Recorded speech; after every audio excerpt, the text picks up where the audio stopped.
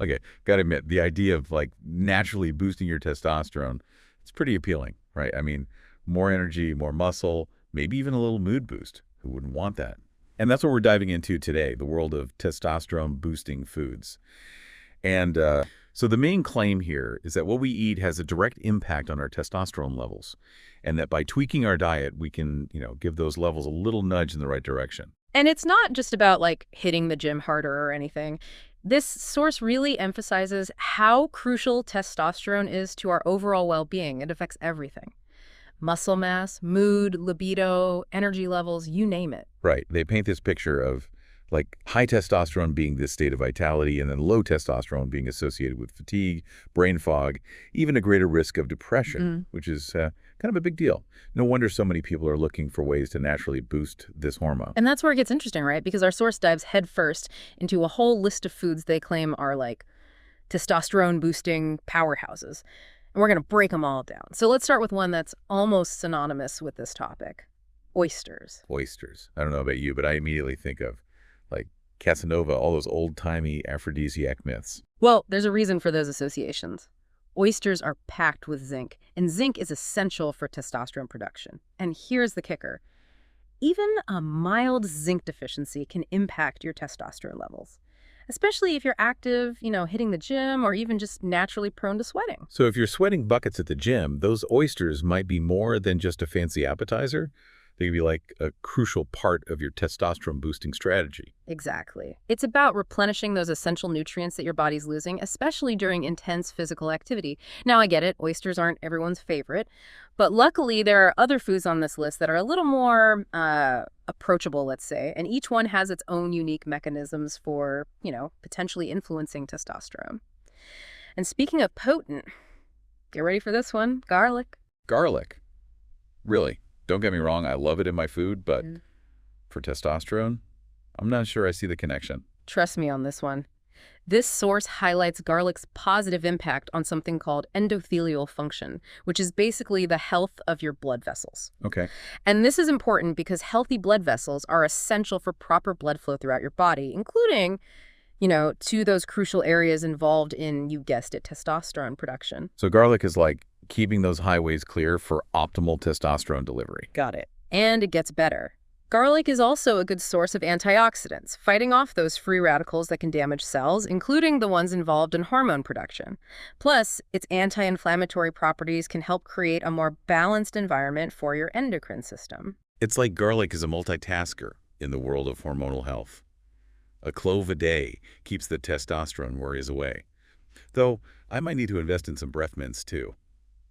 Speaking of foods with potent effects, next up, we're getting into the juicy world of pomegranates.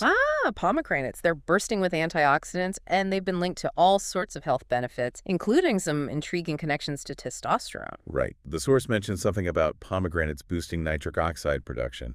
Now, I know nitric oxide is important for blood flow, but what's the link to testosterone? Great question. Remember how we were just talking about healthy blood vessels being essential for testosterone transport? Well, nitric oxide acts like a vasodilator, which means it helps relax and widen blood vessels. And this increased blood flow can have a positive impact on all sorts of bodily functions, including, yep, you guessed it, testosterone production. So it's all about creating those optimal pathways for testosterone to do its thing. Pomegranates, they're like the ultimate circulatory system support crew. I'm really liking this deep dive. Now, after those potent pomegranates, let's move on to another ingredient with a reputation for being, well, just good for you. Ginger. Ah, yes, ginger. Known for its soothing properties, often used to settle upset stomachs. But its benefits might extend far beyond digestion. I actually use ginger for an upset stomach all the time. Had no idea it could impact testosterone levels too, though. Tell me more about these potential benefits. Okay, so human studies are still somewhat limited, but there's growing interest in ginger's potential impact on male hormones. Some animal studies have shown some promising results, with ginger extract seeming to stimulate the release of luteinizing hormone. Okay, pause for a quick biology refresher. Luteinizing hormone, that's the one that signals to the testes to produce more testosterone. Exactly. It's like ginger is giving those testosterone factories a little pep talk. Now, obviously, more research is needed, especially in humans, but the initial findings are definitely interesting. They are. I'm already adding ginger to my grocery list. Yeah. And speaking of foods, with a reputation for being super healthy. Next up, we're talking fatty fish. Now, fatty fish, like salmon and mackerel, they always seem to top those superfood lists. But what makes them so great for testosterone? Well, this source goes beyond just the usual good fats explanation, you know. It all comes down to the omega-3 fatty acids. They're powerful for fighting inflammation Okay. and chronic inflammation. Yeah, that can really mess with your body's ability to produce testosterone. So omega-3s, they're like clearing the path for testosterone to flourish. I like it.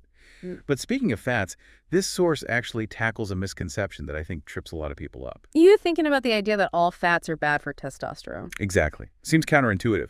But this source is all about the importance of healthy fats for hormone production. Right.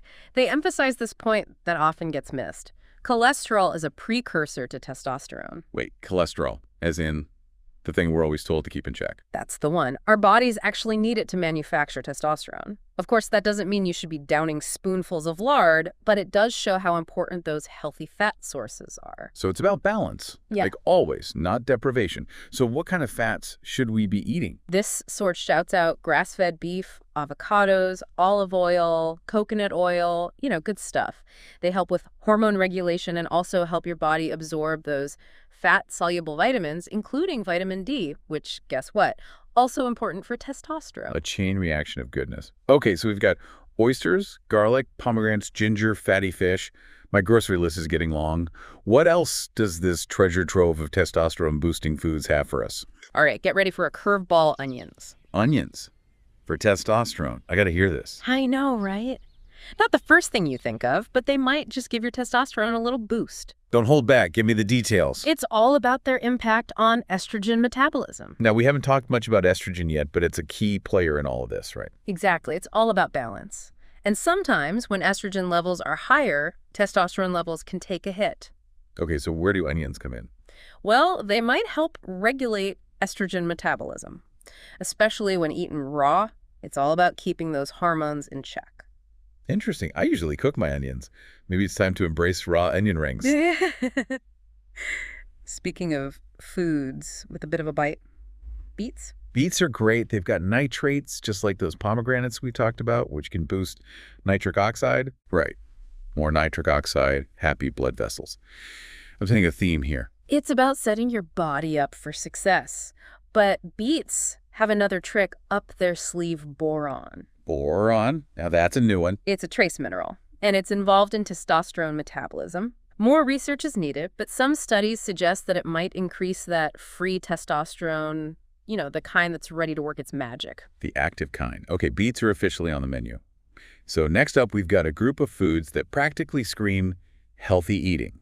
I'm talking about leafy greens. Spinach, kale, collard greens, they're nutritional powerhouses, vitamins, minerals, antioxidants, and they're great for hormonal health, too. What makes them so good for testosterone, though? Magnesium. Yeah. It's a key player in testosterone production, and leafy greens are packed with it. Plus, they've got those anti-inflammatory benefits we keep talking about. So it's like giving your body the royal treatment with a side of leafy greens. This is great. Before we move on, I have to say, it's amazing how interconnected all of this is. It's not about finding that one magic food. It's about all these nutrients working together to support our health. Exactly. It's a whole system. And speaking of dietary patterns, let's talk about a food that's been unfairly demonized over the years: eggs. Eggs have had their share of controversy. What's the verdict, then? Are they good or bad for testosterone? This source says they're a friend, not a foe, full of important nutrients. What makes them so special? Well, they've got vitamin D, B vitamins, healthy fats, all important for hormone production. They're a good source of choline, right? I've heard that's important for your brain. You're right. And what's interesting is the connection between choline, brain health, and hormones. Okay, I'm listening. Well, the source suggests that because choline is so important for brain function, that can actually indirectly support hormonal balance. After all, your brain is kind of in charge of hormone regulation. Makes sense. So if our brains are working a lot, our hormones are more likely to be balanced. Exactly. Plus, eggs have protein, and that provides the building blocks for hormone synthesis too. All right, eggs are officially off the hook. Now let's talk about something that often causes debate when it comes to nutrition: sugar. Sugar. Tempting to just label it as good or bad, but I bet it's a little more complicated than that. You got it. And our source definitely points out the downsides of having too much sugar, especially for your hormones. So what's the deal with sugar and testosterone? Well, they link high sugar intake to a bunch of not so fun stuff like insulin resistance, weight gain, even more inflammation. All of those can mess with how well your body makes and manages testosterone. So it's like sugar's working against all those testosterone-boosting foods we've been talking about. But it's not all bad news, right? There's got to be a way to satisfy our sweet tooth. Totally. The key is making smarter choices, especially when you want something sweet. And one of their top recommendations, Berries. berries. So we get to enjoy something sweet and help out our testosterone at the same time. You got it. Berries are amazing, packed with antioxidants to fight those free radicals we keep talking about. Plus, they don't spike your blood sugar like other sweet stuff. It's like they've found the secret to healthy indulgence. I can get behind that. Any other ideas for satisfying that sweet tooth? Get ready for this. Cocoa. Wait, cocoa, as in chocolate. Yes. But hold on, we're not talking about those candy bars loaded with sugar. This is about cocoa in its more natural forms, like cocoa powder, cocoa nibs, or dark chocolate that's high in cocoa and low in sugar. Quality over quantity when it comes to cocoa. I got it. So what makes this kind of chocolate so special? Well, it's got magnesium, which we already talked about being super important for testosterone. But here's the really cool part. Cocoa also has these flavonoid antioxidants like quercetin and apigenin that have shown some potential for boosting those testosterone levels. Flavonoids, the superstars of the antioxidant world, always there to protect our cells. All right. It's really about those high-quality, less processed options, isn't it? Exactly. Being aware of what we choose and how those choices affect us is key. This deep dive has been packed with surprises. I had no idea so many delicious foods could be good for our testosterone. But before we go out and buy all the oysters and garlic in sight, there's one super important point I want to highlight. And it's something that often gets lost when people get excited about superfoods.